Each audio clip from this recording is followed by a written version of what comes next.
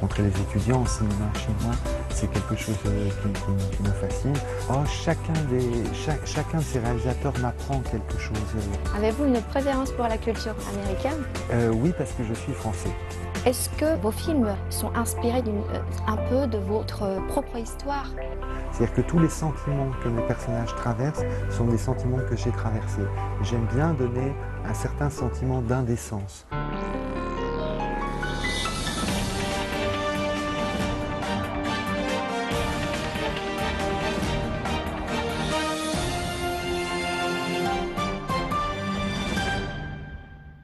Né le 31 octobre 1960 à Roubaix, Arnaud Desplechin est un cinéaste français, souvent associé au cinéma d'auteur.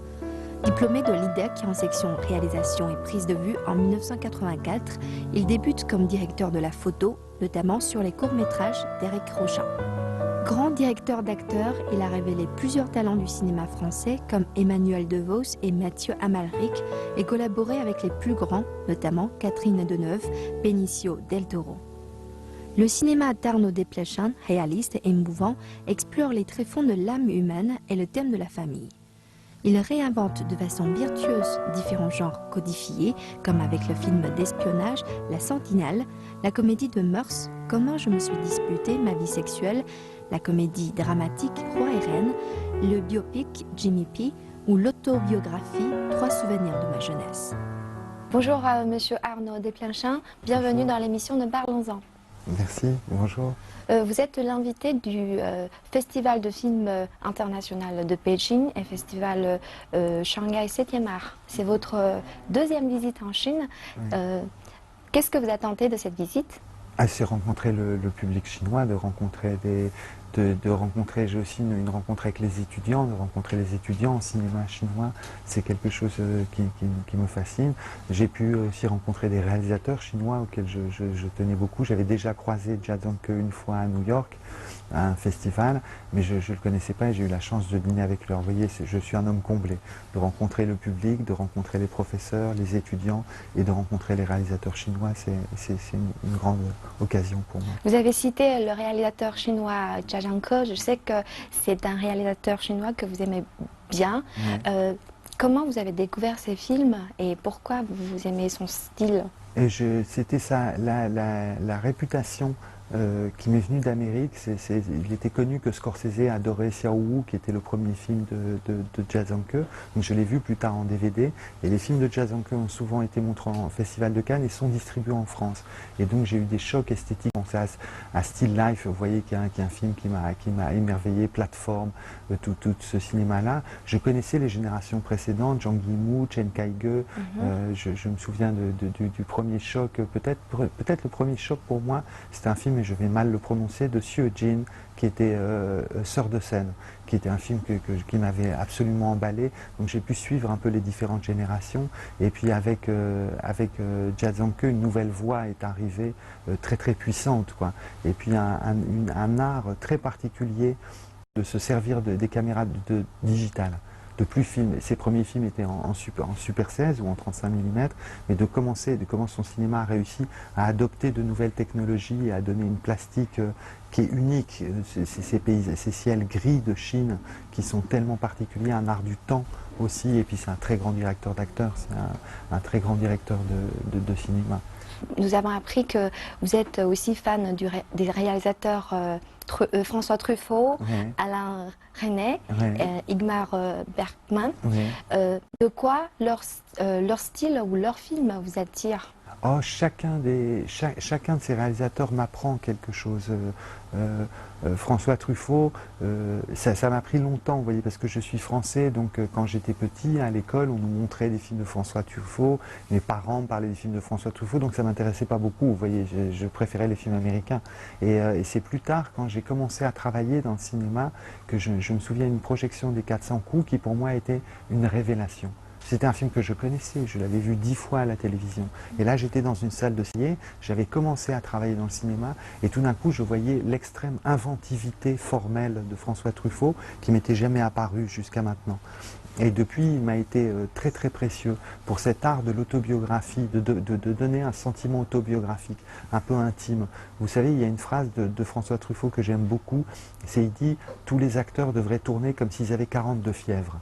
Vous voyez, de faire des films fiévreux. Alors ça, cette fièvre chez Truffaut est quelque chose qui me passionne. Chez Bergman, c'est différent. Chez Bergman, il y a cette chose qui est tellement humaine, qui est de prendre des sentiments qui sont douloureux, comme l'amertume, la colère, la détestation, la haine de soi, et de dire c'est une part de l'humain. Il ne faut pas les rejeter, il faut les accepter. Ce n'est pas la part mieux de l'humain, mais c'est une part de l'humain. Il y a un art, une humanité chez Bergman qui est quelque chose qui me bouleverse. Et c'est sûrement le plus grand inventeur de personnages féminins qui existait au cinéma. Et vraiment, c'est un inventeur merveilleux. Chacun, le côté enjoué de René, comment ça a été un inventeur formel, il a inventé des formes. Alors ça, c'est quelque chose qui me passionne chez lui. Mais chaque cinéaste, vous voyez, moi je suis un cinéaste cinéphile, chaque cinéaste m'apprend d'autres choses. Vous voyez, quand je vois quand je vois Touch of Sin, vous voyez, je me dis, mais qu'est-ce que ce serait beau d'avoir un film aussi brutal que ça qui décrirait la France. Vous voyez, de voir vous voyez, cet art, cette façon tellement, en même temps, très liée au réel, au quotidien des gens, et qui en même temps extrêmement comme un cinéma de genre. On voit tous ces personnages qui sont dans une société qui se modernise comme la France, qui se modernise douloureusement, et tout d'un coup les personnages deviennent des personnages de films de genre, de Wu Sapian ou de films de Kung Fu. Tout d'un coup ils deviennent fous et le film se transforme en film de genre. Alors je trouve que c'est une idée merveilleuse, et j'aurais rêvé de voir un film qui parle de l'Amérique comme Jia Zhangke sait parler de la Chine, ou de voir un film français qui sache parler de la France comme Jia Zhangke a su parler de la Chine. J'ai également remarqué que vous êtes beaucoup inspiré des philosophes américains ou films ou réalisateurs américains. Ouais. Y a-t-il une raison spéciale? Avez-vous une préférence pour la culture américaine? Oui, parce que je suis français. Et parce que je suis influencé par la nouvelle vague, et que ce qui est très typique en France, c'est cette façon d'être passionné par le cinéma populaire américain. Et c'est un trait qu'on ne retrouve pas en Italie, qu'on ne retrouve pas en Allemagne, mais cette passion pour le cinéma et pour l'art populaire américain est une passion française depuis les années 30.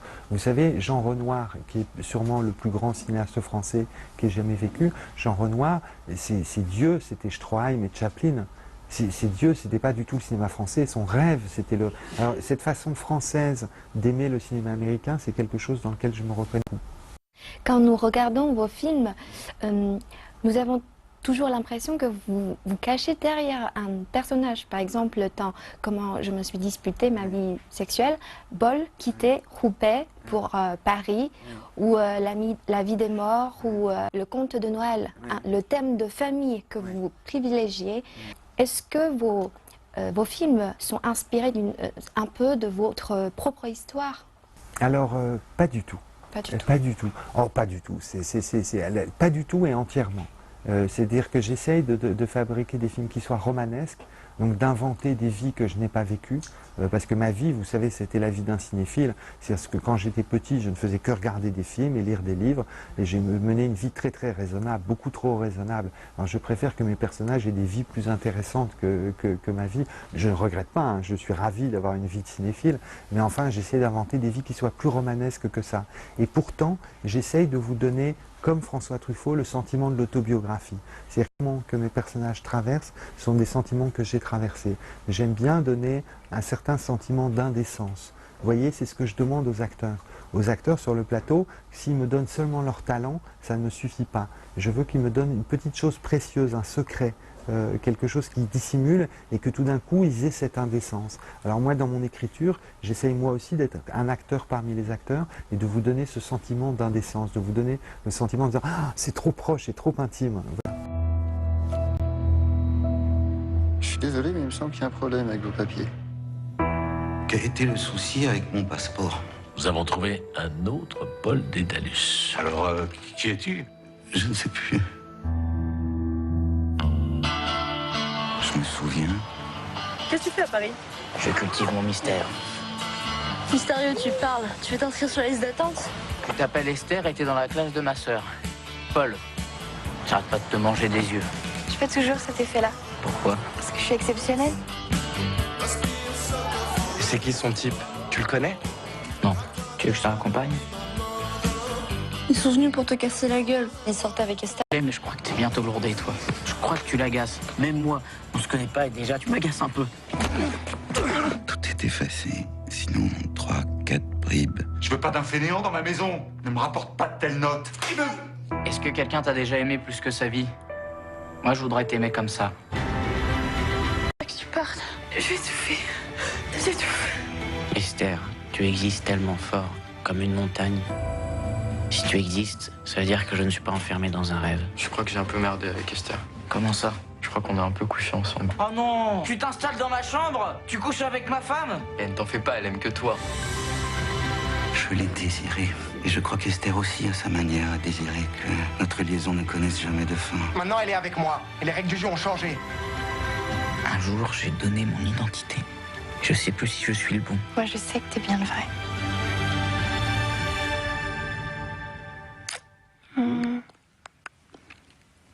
Je confirme. Je suis pas fidèle aux acteurs, mais c'est que j'ai une admiration infinie pour certains acteurs avec qui j'ai joué.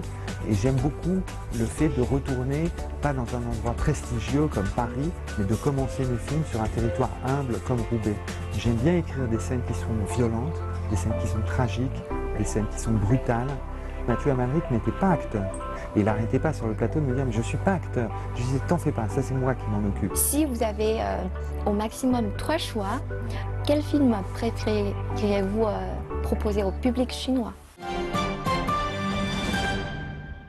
Vous avez l'habitude de mettre les mêmes noms des personnages ou bien votre ville natale, Roubaix, ou les mêmes acteurs. Ouais, parfois.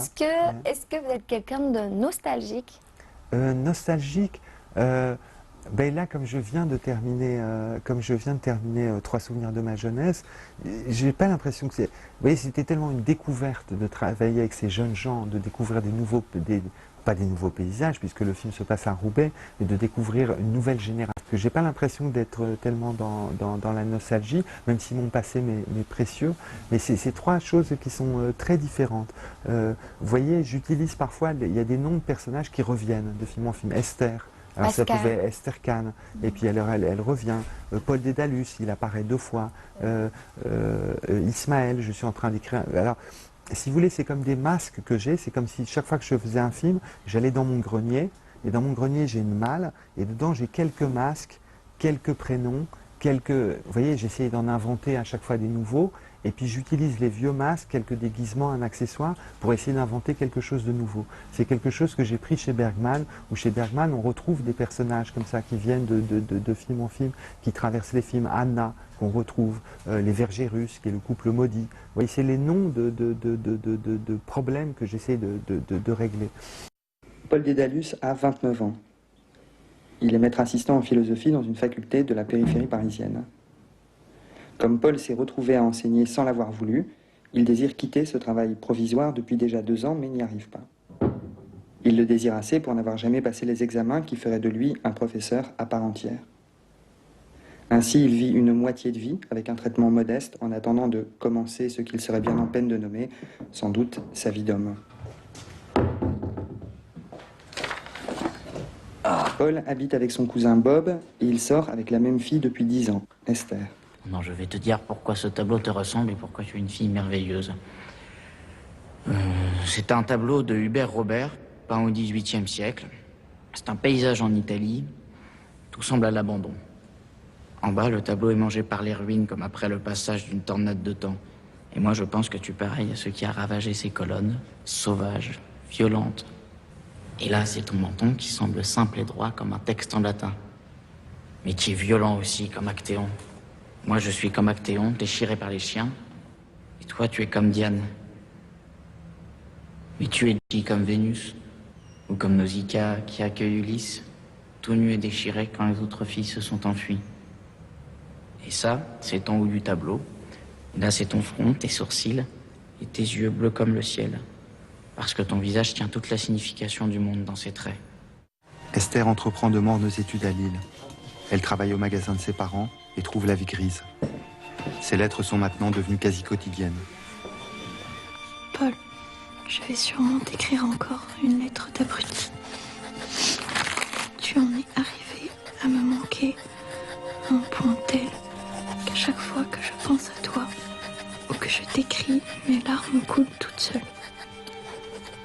Je sais que tu m'aimes et quand je pense à ça, j'ai mal au ventre tellement je suis heureuse et tellement je sanglote. Et tu seras le seul que j'aimerai jamais. Quand tu rentreras, peut-être, tu défonceras ma porte à coups de hache. Je ne crierai pas de terreur. Je hurlerai de joie parce que je suis folle de toi. Bien, je tomberai dans les pommes en souriant. Esther.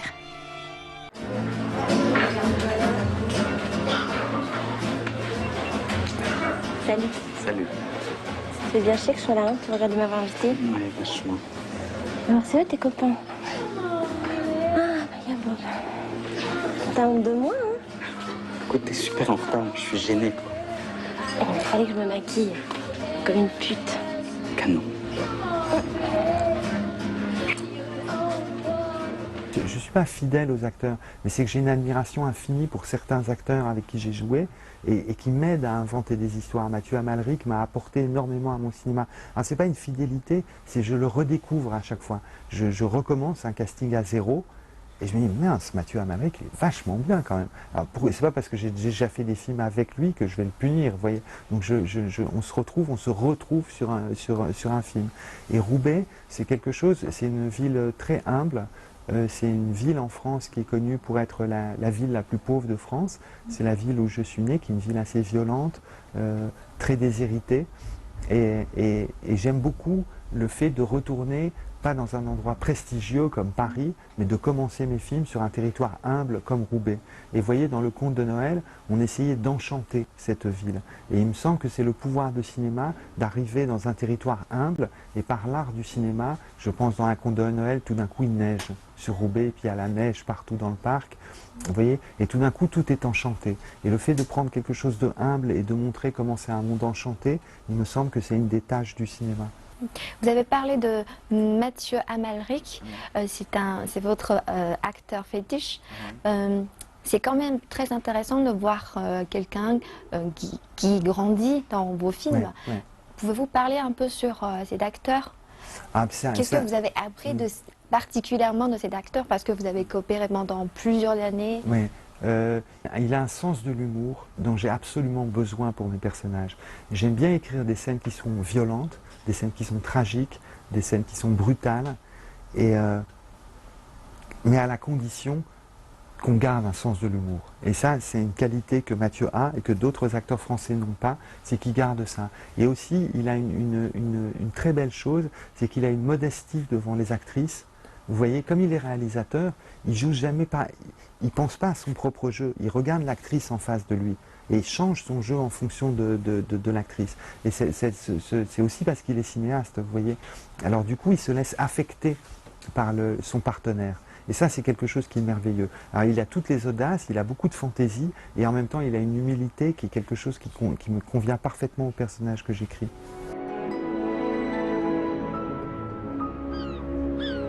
Ainsi, Paul a retrouvé la France. Il s'est installé à Paris, il y vit seul. Son travail au Quai d'Orsay lui prend peu de temps. La vie s'écoule paisiblement et il se sent plein d'énergie.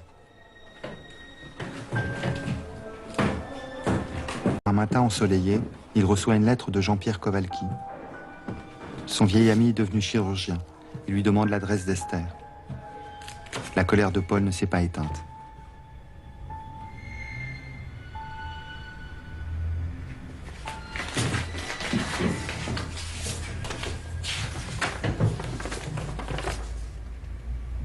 Esther m'impressionnait. Sa morgue. Et elle triomphait de voir que je ne cessais de la choisir. Parmi toutes ses rivales, je l'ai choisie pendant 6 ans, les yeux ouverts, tremblant de peur. Pour Bob comme pour toi, Esther était une fille sans danger. Moi, je ne voulais pas être protégé. Et j'ai été servi. Quand je repartais pour Paris, qui attendait Esther devant la gare pour la consoler de mon absence? C'était toi ou Bob? La consoler? C'était la persuader de vous accorder ses faveurs. Ça suffit, tu dis n'importe On sent Corel qui... J'avais 19 ans. Esther en avait 16. J'ai relu ses lettres. Elle me raconte comment vous la persuadiez, vous l'invitiez au cinéma, au resto. Moi, j'étais loin, peu fiable. Mon absence nous déchirait. C'était si aisé pour vous. Et puis, je ne voulais pas qu'Esther mène une vie de nonne. Alors, ouais, elle couchait avec toi, comme elle a couché avec Bob, avec Pénélope et d'autres encore. Ces lettres, c'est une telle honte. Oui, quand tu semblais rassurant, moi, j'étais l'incertitude. Et aujourd'hui, tu me dis que c'est ni le lieu, ni le moment. Jean-Pierre, tu as tourné autour de ma compagne pendant 4 ans.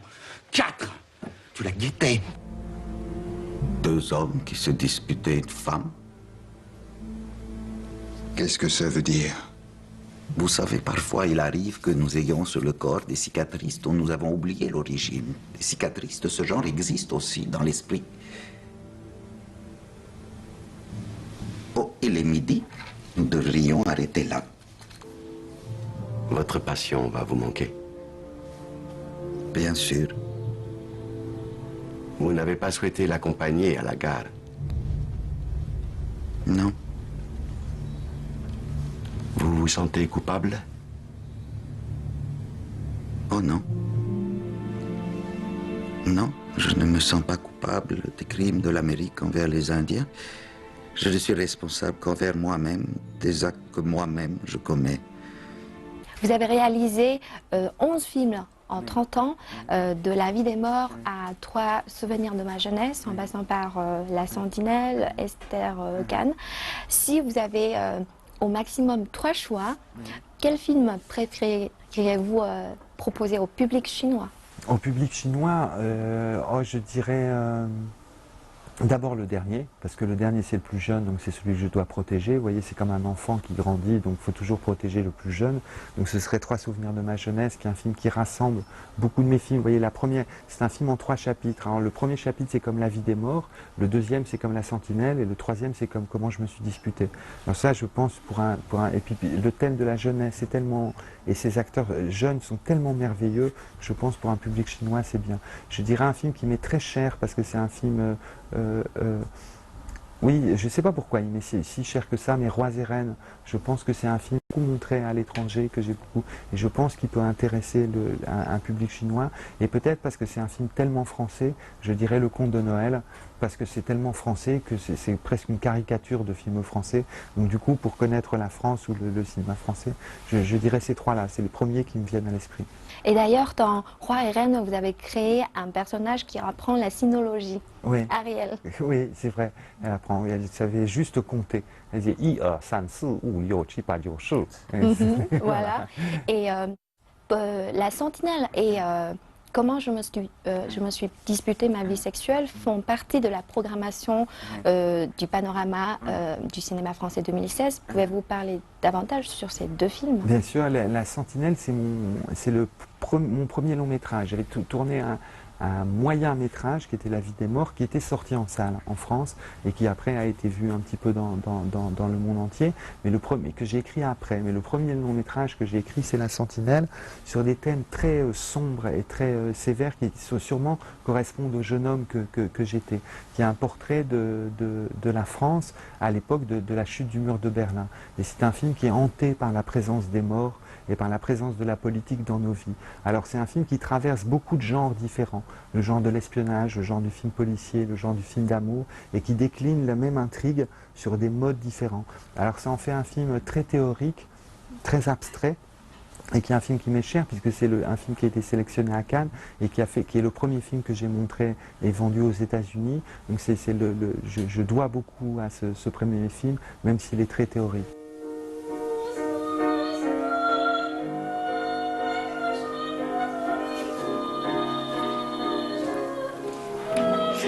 Tu restes encore? Ça vous embête? Non. Tu t'emmerdes pas? Non, pas du tout. Le métro, c'est jusque quand? Ça va, t'as le temps. Tu chantes bien, hein. C'est impressionnant. Pas encore. Faut que t'apprennes le métro, hein. T'as une carte orange? Bon, écoute, ça, c'est un plan de métro. Ici, c'est ta station. D'accord. Voilà. T'as une carte bleue? Non, je dois aller me faire à une banque française.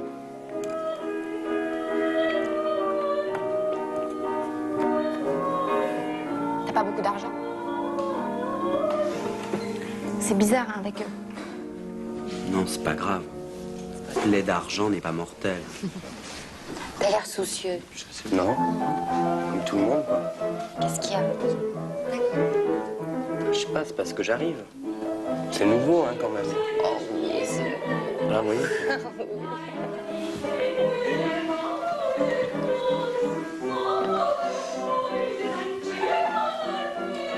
C'est l'institut aussi.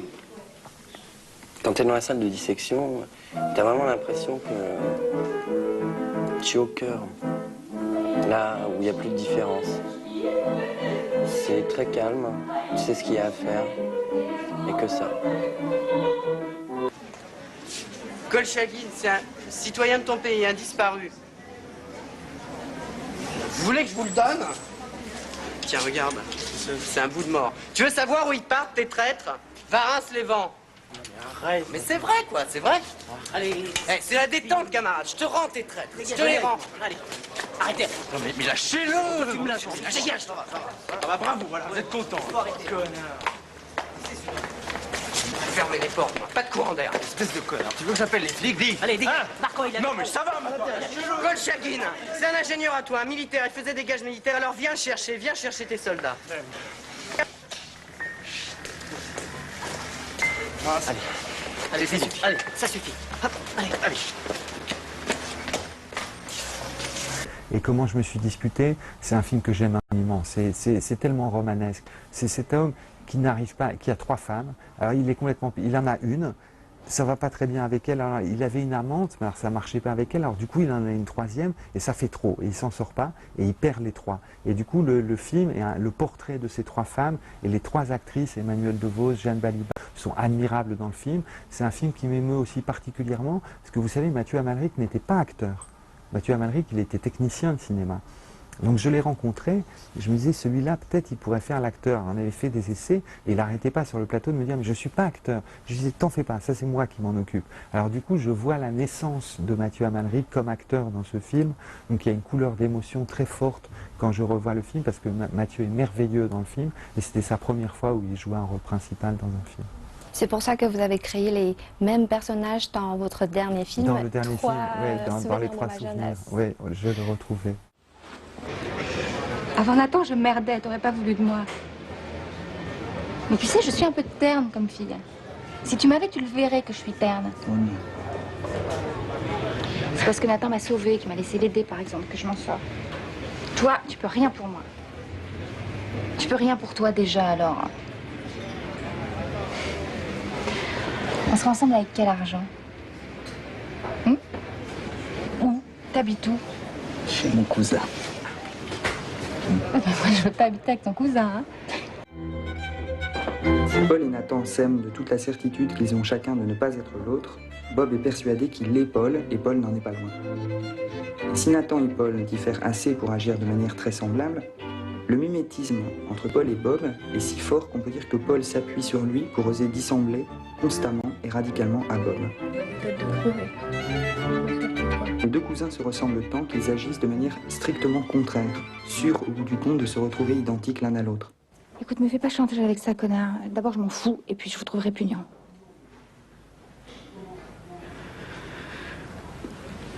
Ça me brûle d'être avec toi. Avez-vous de nouveaux projets? Oui, j'ai un nouveau projet que j'ai fini d'écrire. J'ai écrit plus vite que je ne le croyais, et qui s'appelle Les fantômes d'Ismaël. Et c'est très différent, je pourrais dire c'est un thriller psychologique, quelque chose comme ça, avec un homme qui est coincé entre 2 femmes et qui se débat sur une île.